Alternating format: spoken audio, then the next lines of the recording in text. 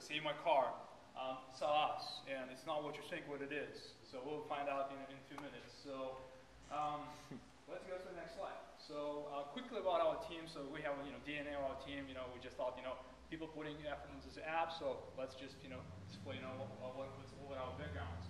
Go to the next slide. So what is the problem?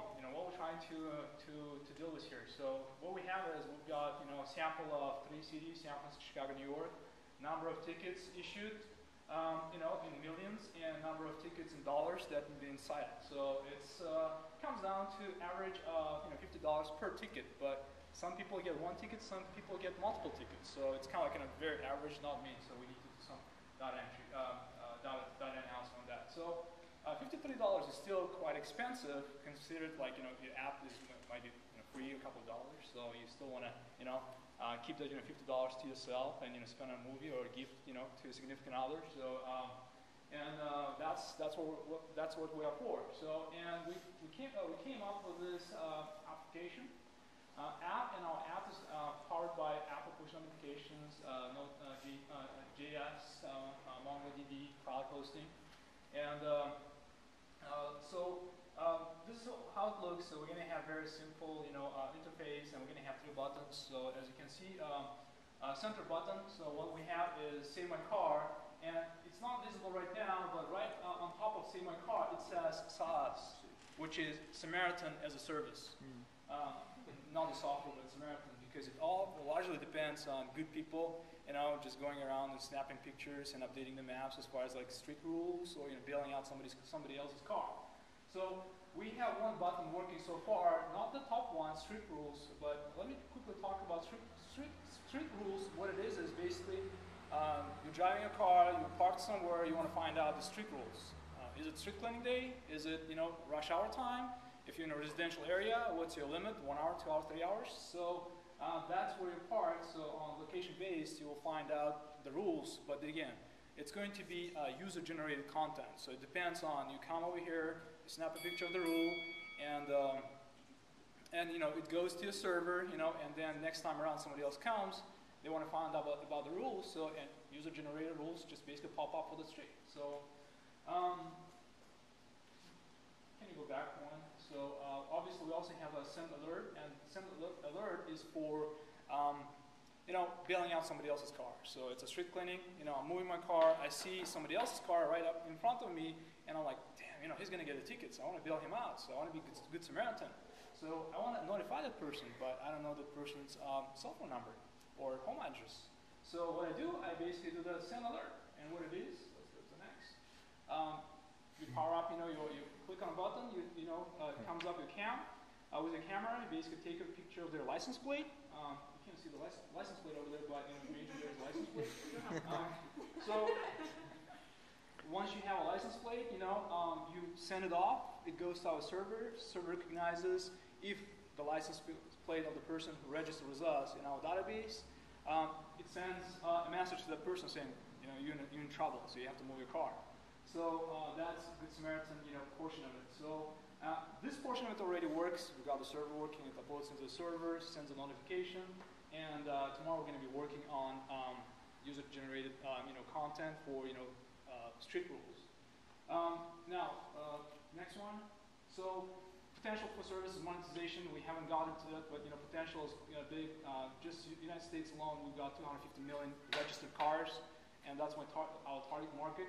On a nutshell. So, and again, it's Samaritan as a service, SMS is license plate alert, nearby parking notification, virtual currency, name it. So we have to figure it out, so how it's going to work. But this is what, we have in our vision. Now, can we go to next? So again, some other, ideas about partnering with some other, big guys out there. We've got the data from San Francisco MTA. And it's solid data, so we're going to do some data mining as well. Plus, can you just now get out of the PowerPoint and flip to our website?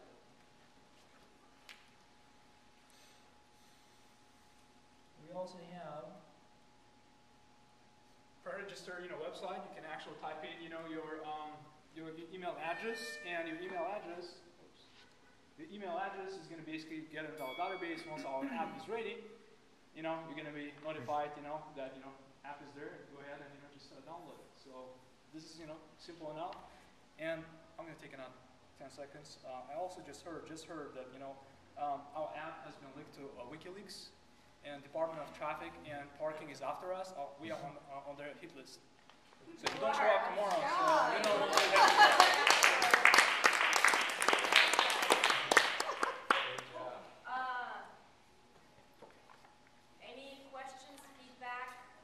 I understand that it's illegal to put a quarter into somebody else's meter. Is it equally illegal to like warn people off when their tickets are when their meter's about to expire? It's illegal to put Yeah, it's like they'll cite you. Yeah. So in this case, when you notify, right, there is no monetary exchange. So I assume I'm sure there's no law because no one has ever. Why would there be? Right. It doesn't exist, the idea. So I mean that's for one. And secondly, right, so it's.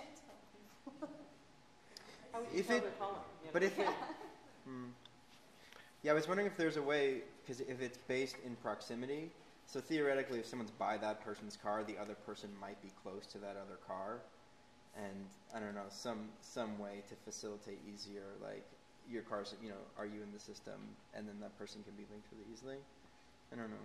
So one of the options we're also exploring is that it's basically location-based ping. So right. Let's say somebody sees the meter maid in the area, right? So they don't have to actually take a snap of your license plate. They say, I see the meter maid. Let me ping who is registered, for the service, and if their car happens to be in the same location, everybody gets notifications. So cool. And the other thing there are patterns that meter maids do, and there are times a day, and I was wondering if maybe, just like tips and advice. It's like, you can park here. Yeah, so, street cleaning. Or, going back to... oh, that's the top button. Going back to, our stats from, San Francisco Department, SFMTA, what we have is, if you go to, a PDF file, Raj, second tab right there, so you see.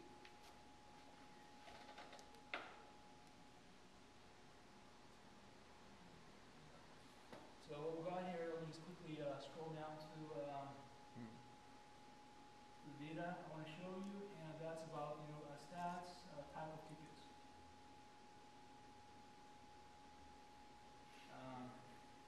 Tons of data here. Here we go. So as you can see, right, 30% of tickets is for street cleaning. So it's not necessarily meter. Second, obviously, on item is expired meter. The next one is residential. So with our app, we're pretty much knocking out the first 40%. Well, the first item and second item. So now, in other words, street cleaning and residential. Yeah. With meter maids, probably we have to do some work. But if we knock off all first three, we got 60% of the tickets. How are they going to get their revenue? What's that? How are they going to get their revenue? Who? The city. Well, that's why I said, we're on probably hit list right now. So. Yeah. I think because we network with the city, it gives them a portion of our apps. Yeah, but here's another exit strategy, right? We're thinking big, right? We're thinking big about, just going after partnerships and everything, registering people, just in, who knows, abs and everything. But, when we run some numbers, right, in the United States alone, right, let's say top 20 cities with profile of San Francisco, Department of Traffic and Parking and Traffic, they usually generate probably conservative estimates $3 billion in parking fines. So our exit strategy might be, we're going to tell all of the Department of Traffic and Vehicles, Department of Parking and Traffic, right, say, we're not going to do this app, but you have to buy us out.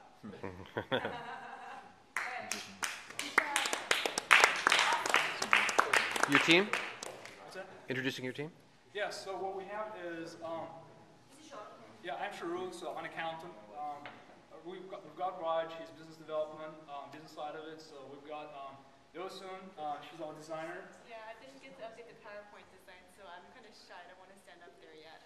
Right, so there's still a lot of work that needs to be done. We've got Marco. He's our second designer. Basically just doing all the screenshots for us.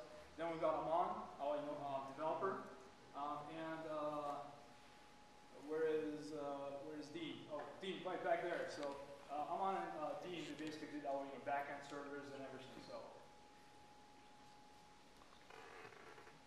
any questions? Thank you.